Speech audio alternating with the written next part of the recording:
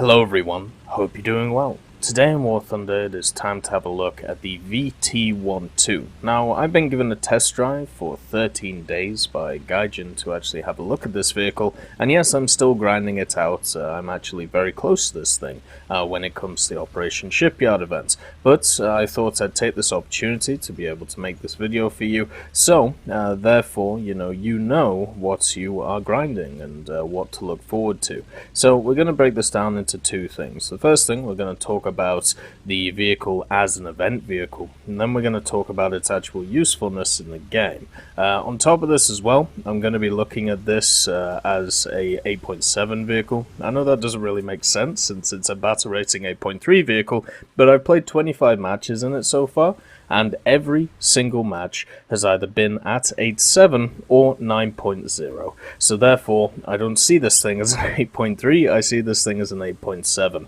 And this is an unfortunate thing for every 8.3 in the game. It gets up-tiered constantly and hardly ever is top tier.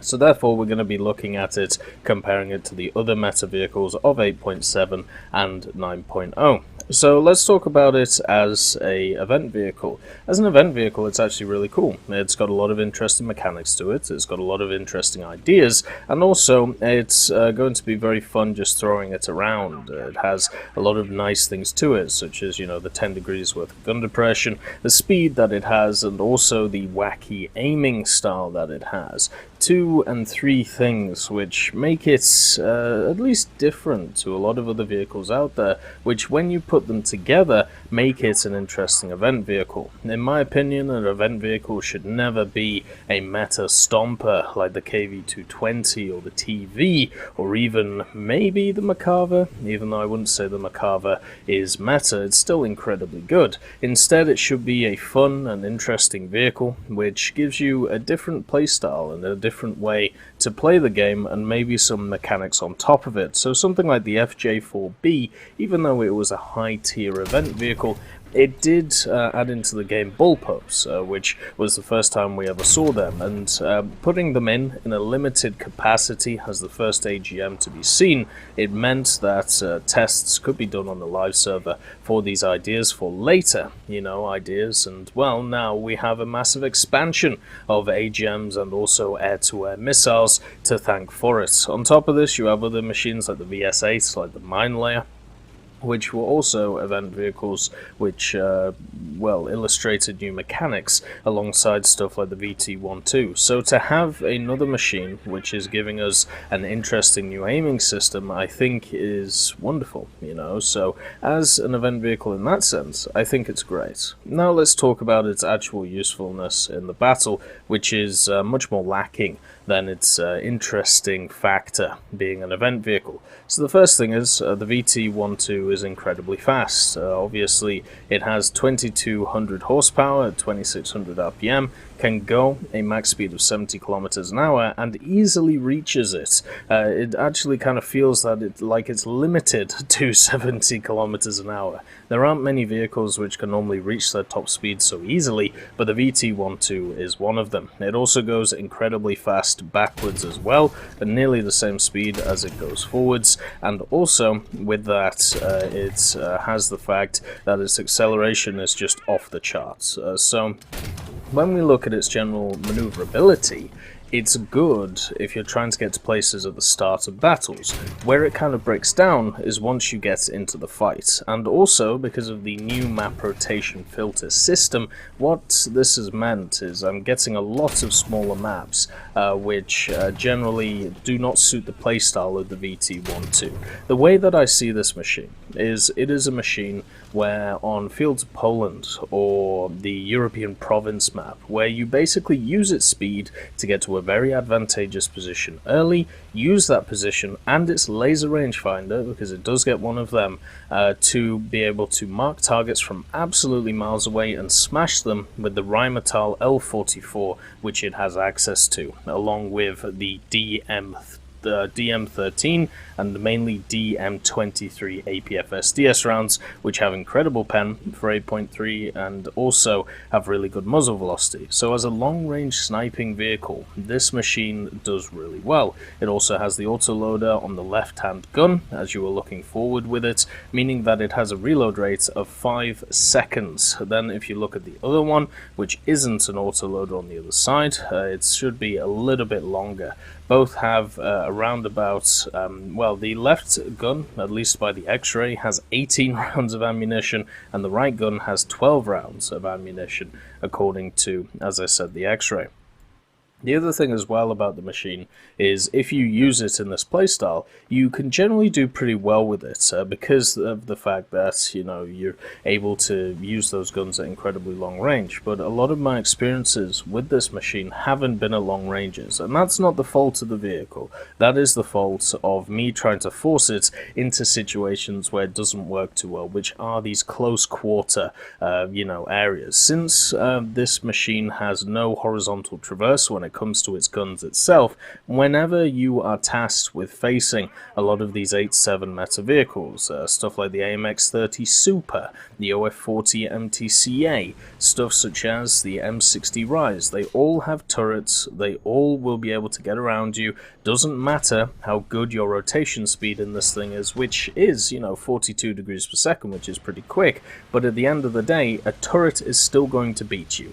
It's kind of as simple as that. So what happens is, as you turn, you will die because they will be able to shoot you before you can shoot them if you're in a close quarters position. This thing could turn at 80 degrees per second and it would have the same issue because of the way that the aiming system works. So the thing is, I've been forcing it into scenarios where it doesn't do exactly well, and therefore my general opinion of it may be a little bit more negative compared to if I was being able to use this at those long-range engagements, which unfortunately haven't run into. Because of the fact that you have a machine here, which is a tank destroyer, by the way, so generally, because you're getting up to it every match, since it's a tank destroyer, you can yourself just cap a point and generally get shot, and you can get into a plane. And luckily, at this tier, you have the Radeon.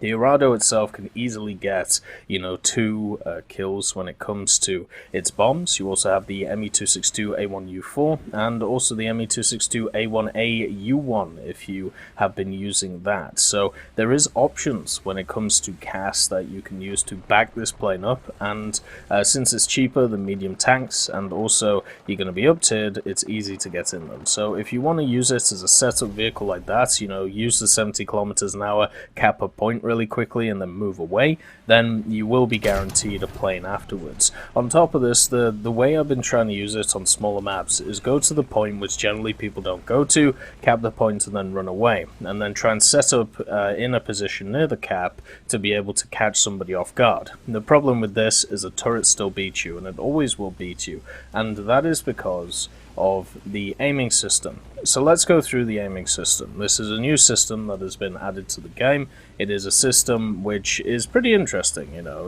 You can understand why they're adding it, especially when you think about vehicles such as the STRV-103 and the STRV-103B.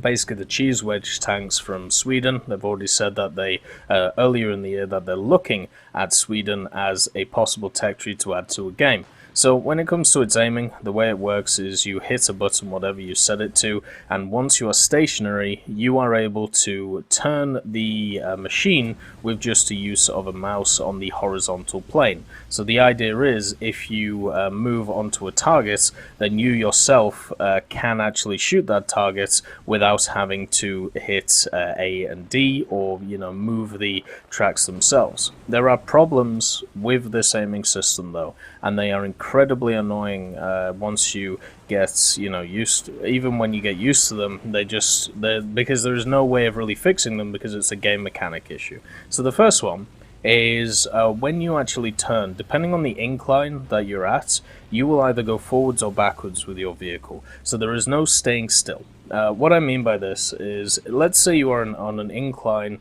going upwards, meaning that the front of your vehicle is your front of your vehicle is higher than the back of your vehicle. If you decide to turn right or left to be able to engage a target, what happens is your tank or tank destroyer, which is labeled as, will roll down the hill, meaning that the position that you've actually set up to be able to look at targets, you are no longer able to, and therefore you will be sat there with W and S, or your controller equivalent, to try and get yourself to a place where you were before and being able to aim at the target. On top of this as well, it happens the opposite way. So if your front is lower than your back, what will happen is when you turn, you will creep forward, meaning that if you're in a perfect position to ambush, the moment you turn, your vehicle will start creeping forward.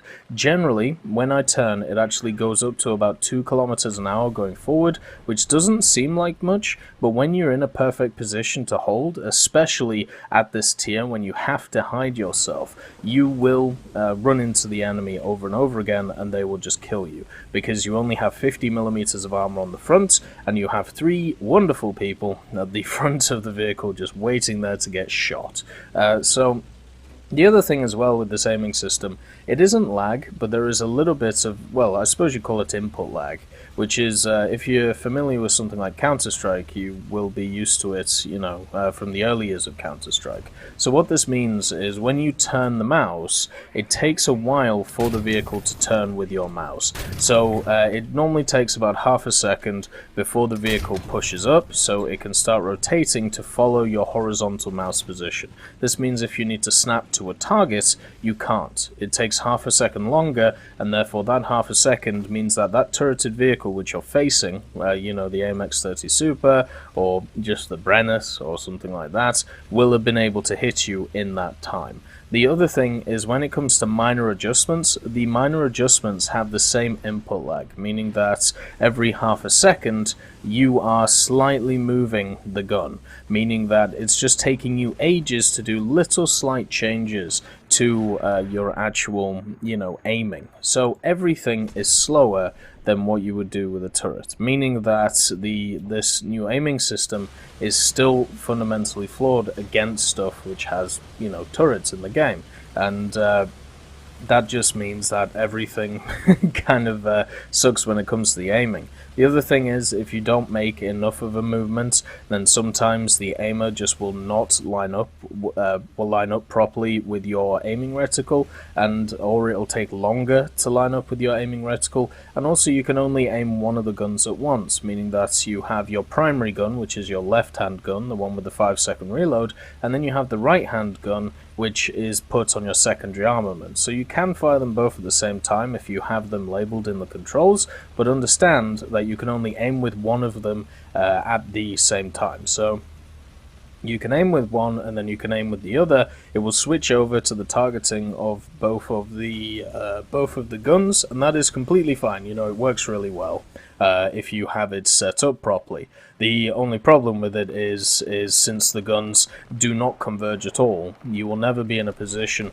where you'll be able to fire the guns at the same target at the same point. Also, what happens is when you switch over to the secondary gun, the gun itself does not revert back to the position where your mouse was. It instead reverts to where the gun itself is. So if you were turning to a target, you shot it with your primary, switch to your secondary to take another shot on, you're going to have to once again set up the gun to be able to shoot the target, and therefore take that extra half a second, and by that time you're dead.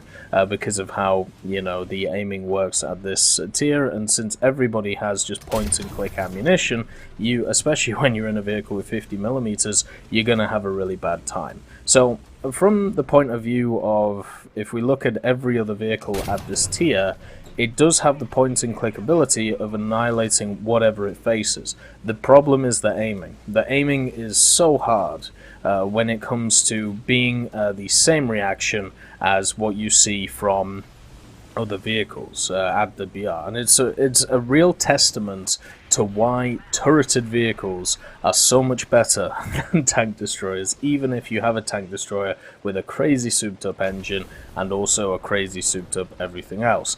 When it comes to also the gun, The interesting thing is it seems like the right-hand gun has a little bit more recoil than the other, but that just might be me screwing up when I'm using the left control idea to be able to, aim. So I really like the new system. I really like the new aiming system, and I can understand how it's going to work for the STRV. My only problem with it is it needs to stop pushing itself forward or pulling itself backwards depending on the incline of your vehicle, because it just makes everything a pain to be able to set up, and the little bit of input lag that there is there would be nice if that was shortened. I'm not sure if that is possible. If it is possible, then that would be wonderful. At the same time, your auto loader, at least your auto loader on the VT1-2 has a 6 round ammo stowage, so once you fire the 6, it does have to reload that, so you'll have to rely on your secondary gun on the right hand side, which I think is completely fine. So the question is, with these aiming problems, with the fact that, it doesn't have a lot of armor, and it will always get outshot by everything that it faces unless you play it in a very defensive way, and it gets up-tiered a lot. I'm not painting a great picture here, but if you use it as a vehicle to get a point and get in a plane, it's going to do pretty well. And if you use it as a vehicle which is just going to be used on maps which are larger than, your average map, then it will do well as a great sniping vehicle. You've just got to make sure that when you're in those situations, you line up both guns, at different times, and you'll be able to just donk targets over and over again and do great with the L44 guns. A lot of people have asked me, why is this thing at 8.3 instead of higher? Since it has two L44s, it has two, it is very fast after it. The reason is because the aiming is very hard to do, and even if you master it, you still have that 0.5 seconds, which means that you will get, even if you react quicker than your enemy, the enemy is going to batter you. At the same time, this thing is huge. It's actually the same size, if not bigger, as a lot of the MBTs that are around there, so you're not going to miss this thing if it's around the place and doing it. It also has no secondary armament in the form of a machine gun, not even an MG3. Meaning that if you come up against a helicopter, or if you come up against a plane or a lightly armored target, you are pretty much dead as well. So yeah, it's got a lot of problems, but as an event vehicle, it's wonderful. As a meta vehicle, I don't think it'll ever get there. And also its rewards, 225% on its Silver Lions, which is, not great. If you compare it to other vehicles at a similar BR, it does have very similar rewards when it comes, to the Silver Lions. But I feel like my Leopard A1A1, which is fully, modified, has the same Silver Lions to it, and it also has slightly lower RP reward. But at the same time, the Leopard A1A1 has a turret, and also it is cheaper to repair than the VT1-2. It's a weird world we live in sometimes. Anyway, I hope you all have a wonderful day, and I'll see you next time.